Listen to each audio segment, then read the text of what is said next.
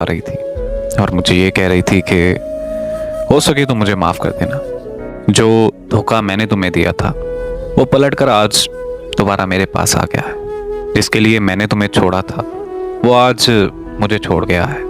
आज मुझे मकाफ़ात अमल का मतलब समझ में आ गया है। प्लीज़ मुझे माफ़ कर दो। मैं मानती हूँ कि मैं तुम्हारी गुनहगार हूँ। तो मैंने उससे कहा कि अरे यार, मैंने तुम्हें माफ़ किया। ये सुनकर वो चुप हो गई और फिर पूछने लगी कि बेवफाई का दर्द मुझसे तो बर्दाश्त नहीं हो रहा। फिर तुमने ये दर्द कैसे सहा? तो मैंने उसे बताया कि तुम्हारी बेवफाई का दर्द आज भी मुझ में जिंदा है। ये दर्द कभी ख़त्म नहीं हो पाया। मैं तुम्हारे छोड़ जाने का दर्द कभी नहीं भुला सका। बस मैंने तुम्हारे बख्शे दर्द के साथ जीना सीख लिया है। मेरी ये बातें सुनकर वो फिर से रोने लगी और ये कहने लगी कि क्या तुम मुझे दूसरा मौका नहीं दे सकते हो?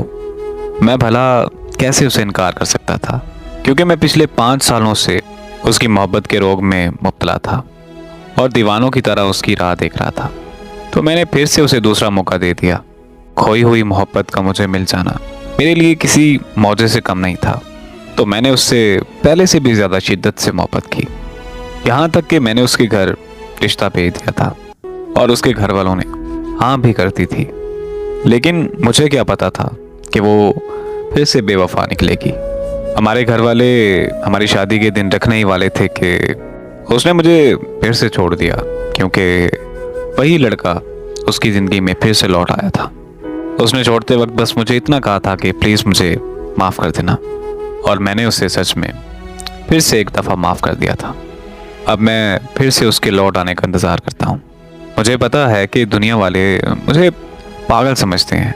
लोगों को लगता है कि अगर वो बेवफाई कर गई है तो मुझे भी बदल जाना चाहिए और आगे बढ़ जाना चाहिए।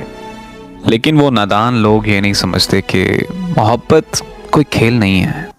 वो मेरे साथ बेवफाई कर गई तो ये उसका ज़र्फ था, लेकिन मैं सारी ज़िंदगी उससे वफा करूँगा और ये मेरा मोहब्बत पर ईमान है।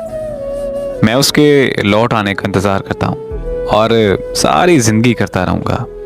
मैं अपनी आखिरी सांस तक उससे प्यार करता रहूँगा।